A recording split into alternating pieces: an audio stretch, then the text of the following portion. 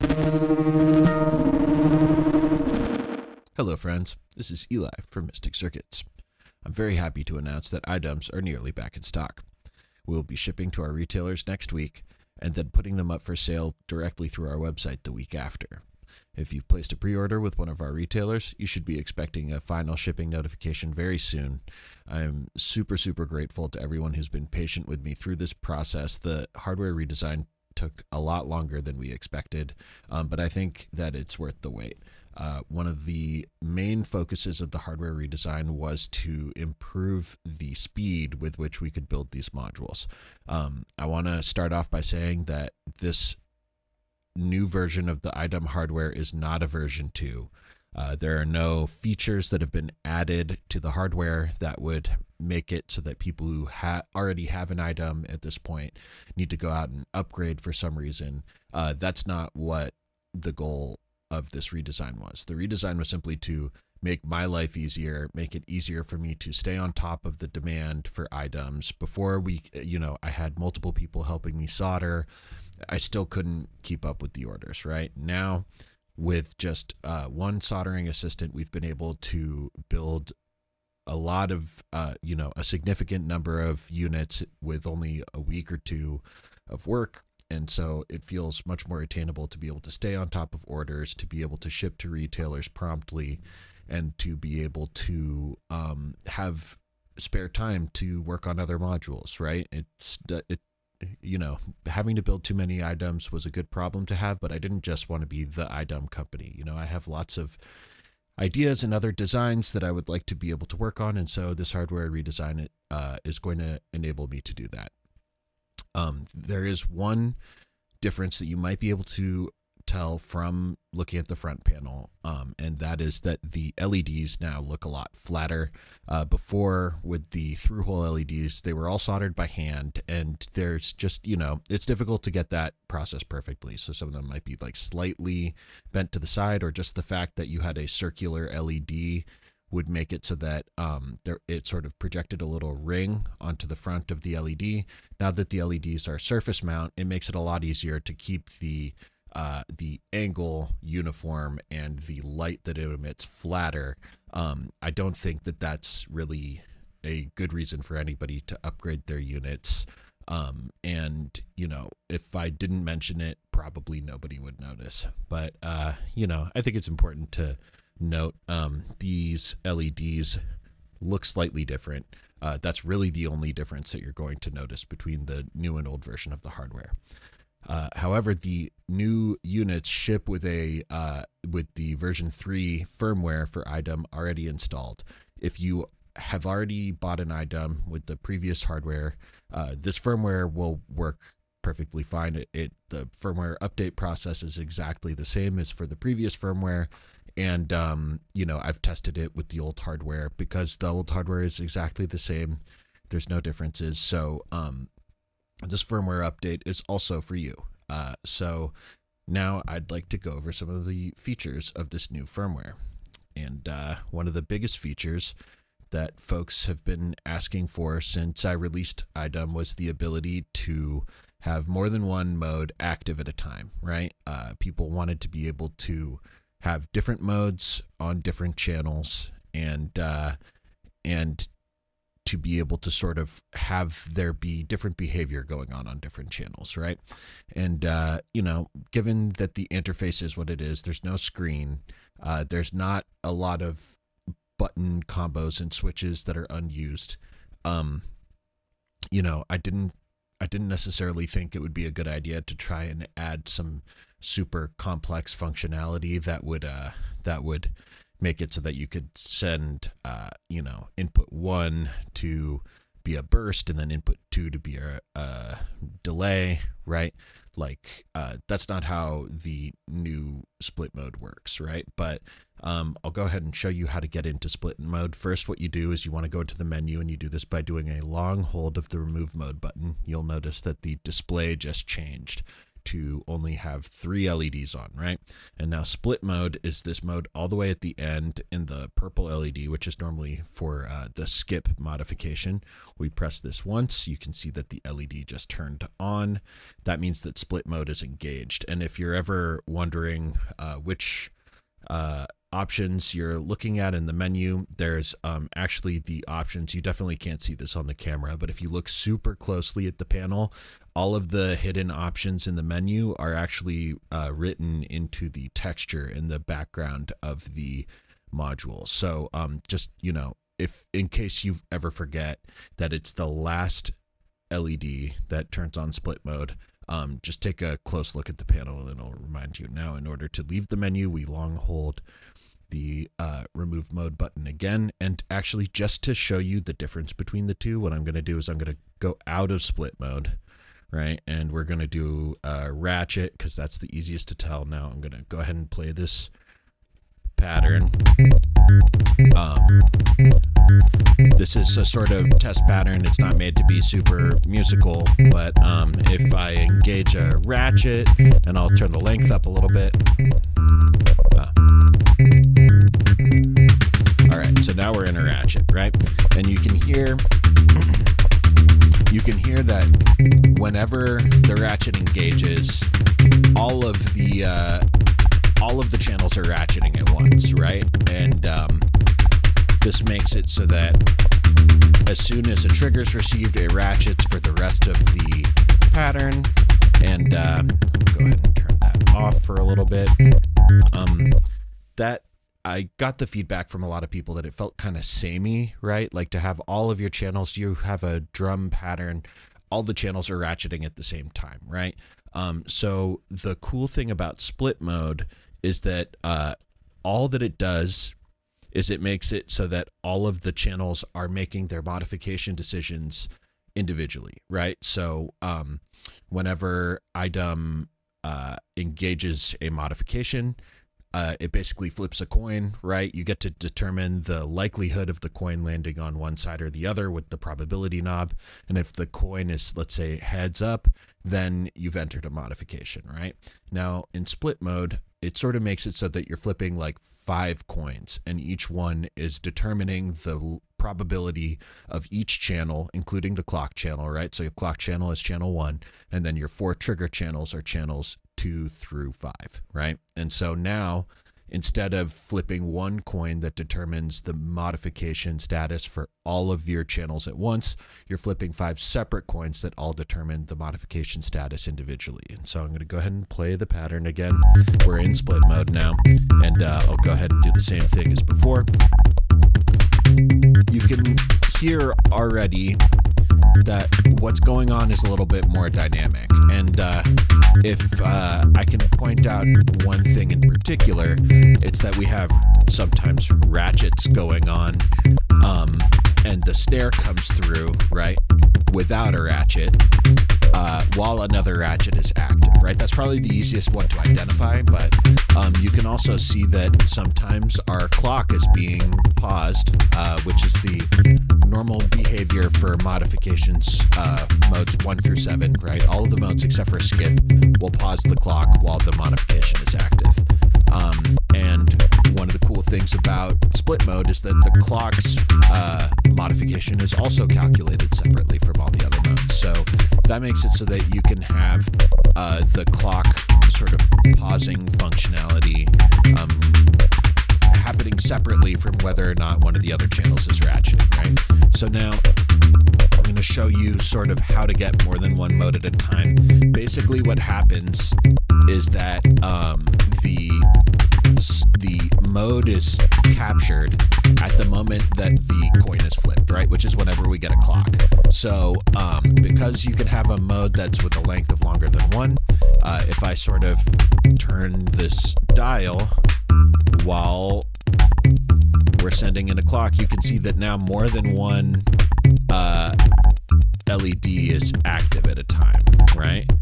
And that really just means that at any particular clock, there's certain modes are active and others are inactive. in terms of their modification, and that when you set one of them to be modified, it makes it so that it will have a certain probability of catching the mode that's currently being pointed to with the mode dial. I realize I'm not doing a very good job of explaining this, but basically, if you want to have more than one mode at once, run some modulation into the mode input, right? And you'll start to notice that the modes are splitting up amongst the different channels, and different channels are doing different things. Now, you'll notice that the clock skip mode is a possible outcome. That one will only engage on channel 1, right? Because in clock skip, the other channels just pass through their input.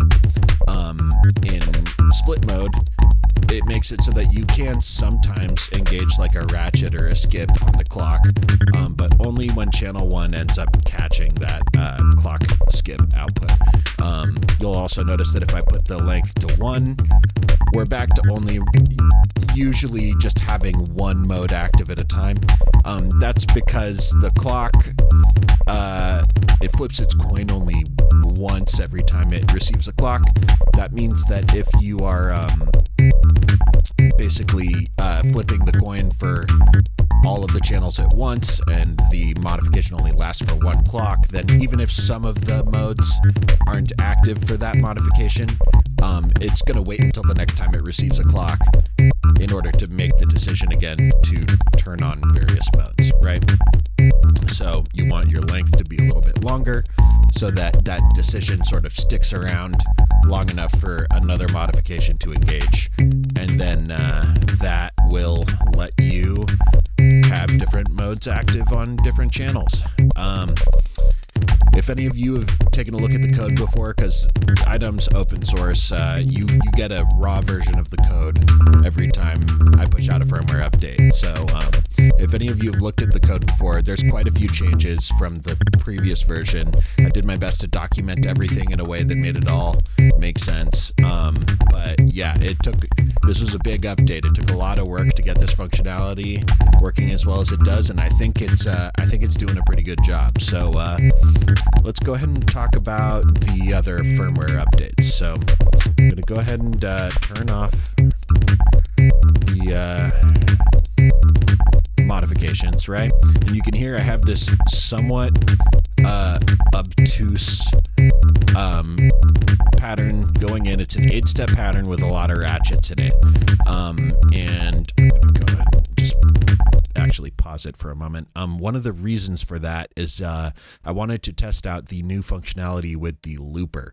Now, the looper has gone through a significant overhaul.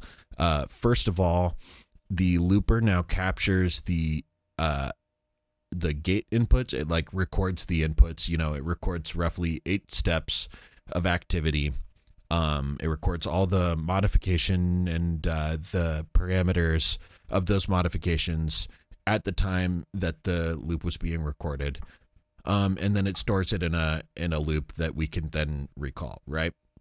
Now, before, the looper only recorded the gate inputs once per clock, and that made it so that if you had triggers on more than one step in a sequence, or if you had a gate that recorded over all of those steps in a sequence, the looper would record it the same way. It couldn't differentiate between triggers and gates, and so it's just sort of smush it all into the same thing. So that made it so that the looper wouldn't really actually sound a lot like your input material, right? So the first thing that we've done is we've made it so that the looper now records 4 times per clock, and that makes it so that not only is the loop able to capture gates that are different lengths, but it can also capture ratchets fairly accurately. I've worked on the looper code quite a bit. We weren't actually even expecting the ratchets to be able to capture it as well as it does, and now with some improvements to the code, I'm very happy with how the ratchet capturing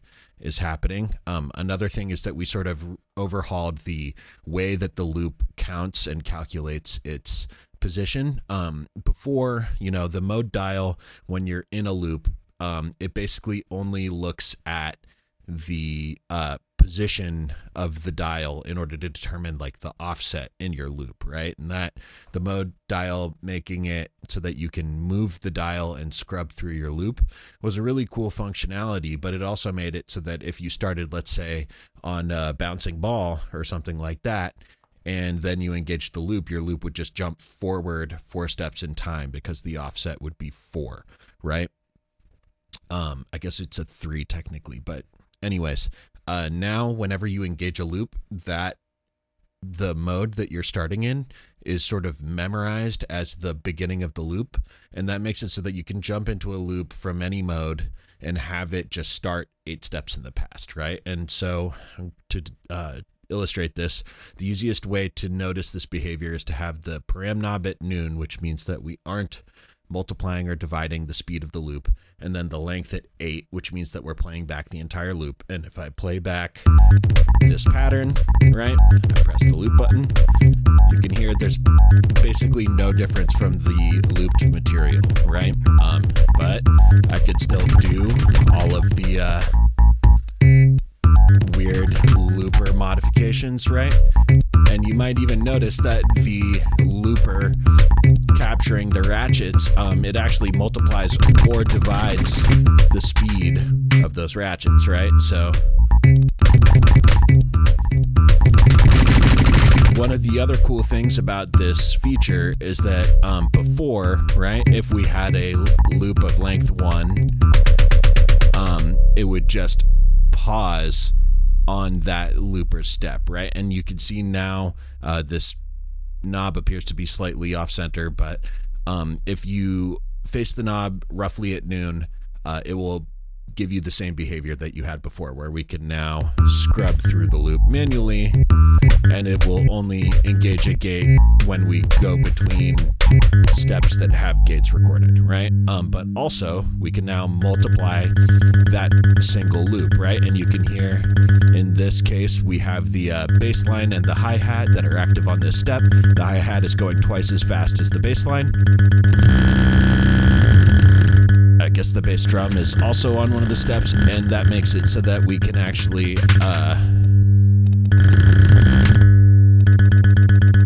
record ratchets and play them back at a length of 1. Right? I'm going to go back to this. Our param knob is at noon. The loop length is at 8. We're now starting from a different mode. You can hear it is also playing back the loop in time with the input, right? And the best way to compare that is to listen for the snare, right? If I go here, you can hear that the snare is in the same position as it is in the input pattern, right? If I go over here, you can hear the same thing, right?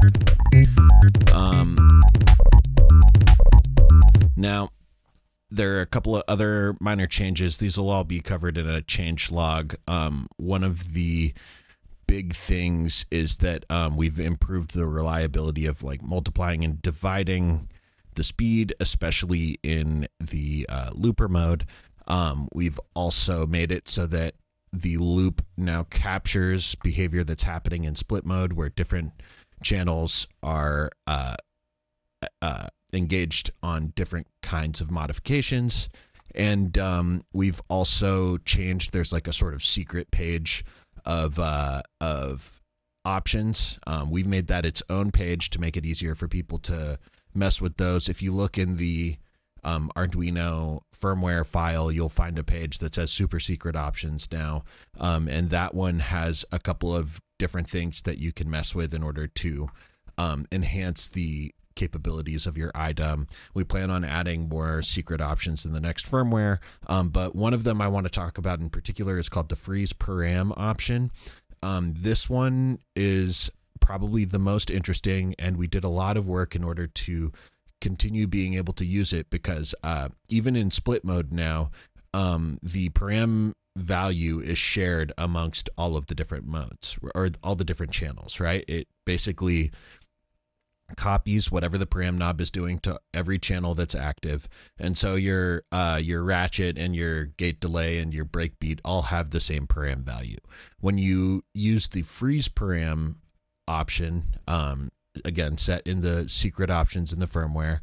That makes it so that, similarly to how the mode knob is just sampled once at the beginning of a modification, wherever it is, the param knob is going to do a similar thing. So if you're running modulation into param, even on a single mode in split mode, right? This only works in split mode, but actually freeze param does work in the normal mode, but it just freezes whatever is going on for the sort of global modification that's happening to all 5 channels.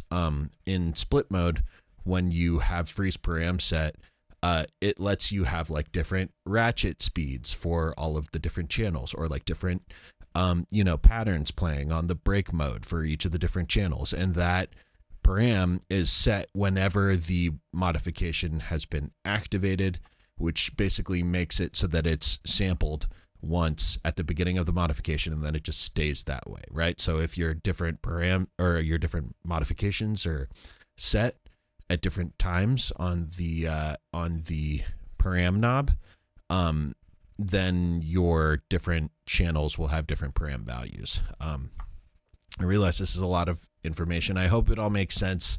If you have an IDUM currently that has firmware 1 or 2 installed, basically if I was to, and this is going to make an annoying sound, but if I was to turn off my synth and then I turn it back on, you'll notice that one of these LEDs lights up. So if your LED is either the pink or the red LED at startup, you'll see on mine it's the orange LED, like so. So you'll notice that split mode doesn't actually do anything. So if you don't have the orange LED at startup, if you're watching this sometime in the future, hypothetically, it might be the yellow or green LED, but if you don't have the orange LED at startup and you have the pink or red LEDs, I highly suggest that you do this firmware update. It adds a ton of new functionality. It adds bug fixes. It adds reliability, especially to the looper. The looper is so much more of a useful tool rather than just like another effect like it was before. And I hope that you are all as excited for this update and for having IDUMs back in stock as I am. I promise that that's a difficult thing to do, but I've had a lot of people reach out, express excitement for having a new firmware update, having a chance to get IDUMs again. So, I'm really happy that they're back. So, if you folks are going to Buchla and Friends, which is happening tomorrow, I will be showcasing the new IDUMs. I will have a small number for sale directly at the show. And if not just, an ability to get your hands on the new firmware and the ability to try it out and all of that, it's going to be a fun show. So hopefully see you there. Hopefully, your new IDUM firmware update is an easy process. If you have any issues with it, please feel free to contact me. And thank you for watching.